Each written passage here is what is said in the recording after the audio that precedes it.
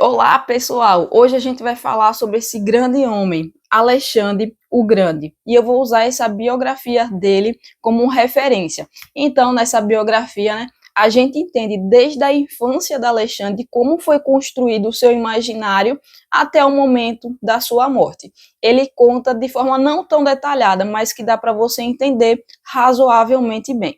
Então, para começar, a gente tem que falar da infância de Alexandre. Como foi essa infância de Alexandre?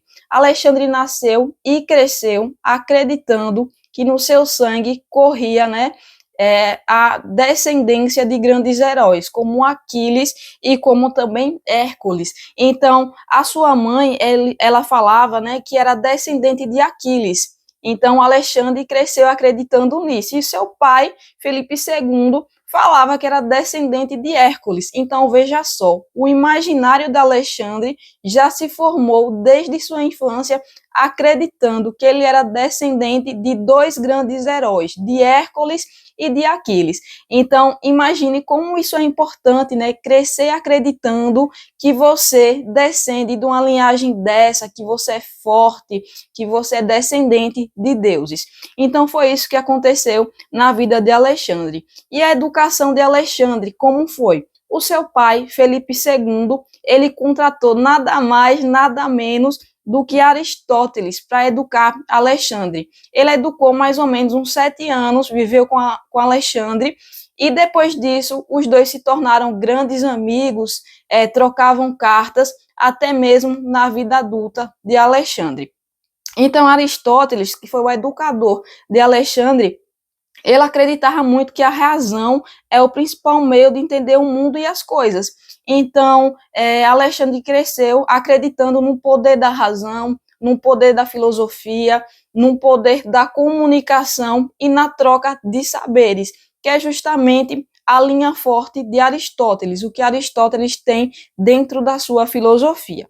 Além disso, todo mundo sabe que, além de culto, Alexandre o Grande também era um grande estrategista. E como isso aconteceu? O seu pai, Felipe II, ele já era um grande batalhador, participava de batalhas, conquistava muitos territórios, e ele foi responsável pelo treinamento de Alexandre o Grande desde que ele era garoto, pequeno.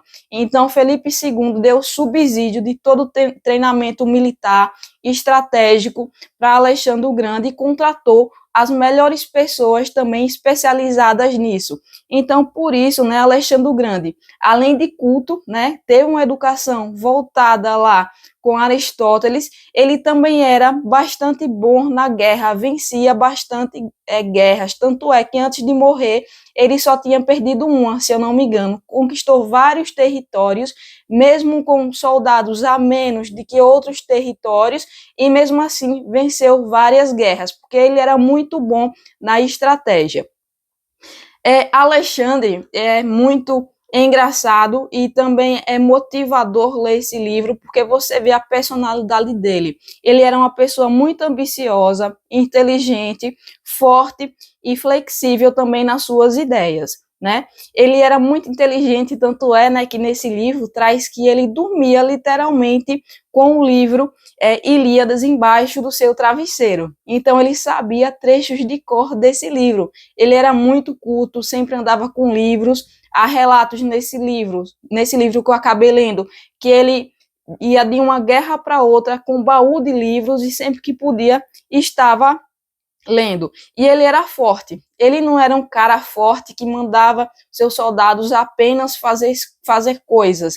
Ele dava exemplos. Ele sempre estava à frente da cavalaria. Então ele era aquele cara que lutava na linha de frente mesmo, sabe? Ele dava o sangue, dava o nome. Tanto é que várias vezes essa biografia traz que ele foi ferido gravemente, mas não foi devido a nenhum desses ferimentos que ele acabou morrendo.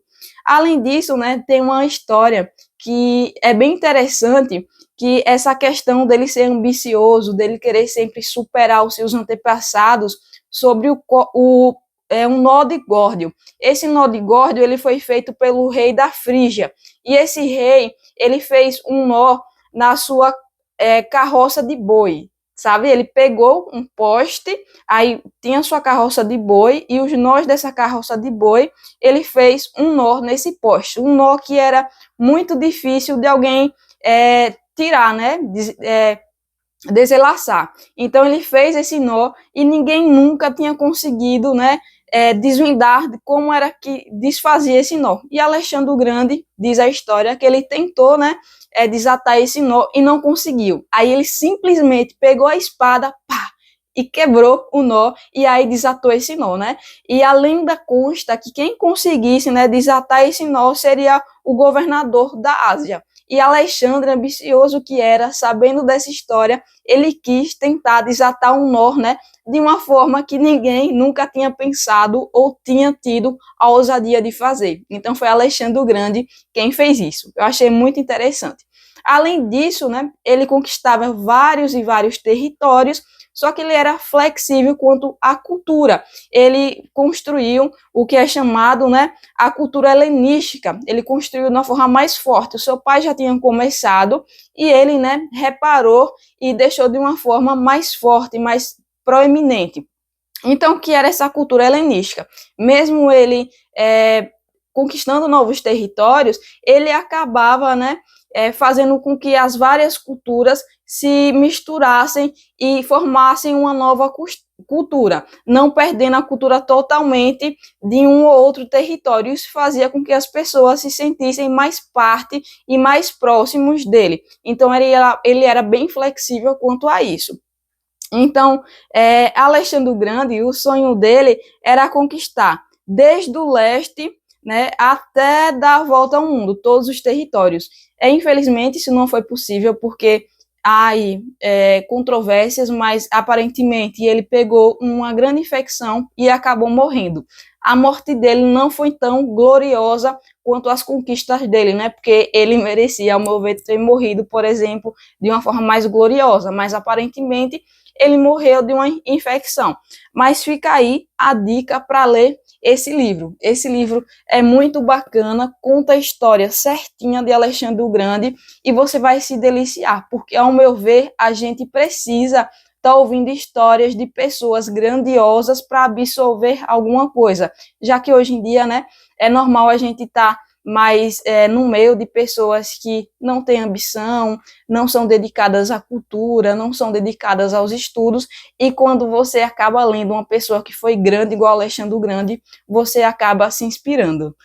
Obrigada, se você gosta desse tipo de conteúdo, se inscreva aqui no meu canal.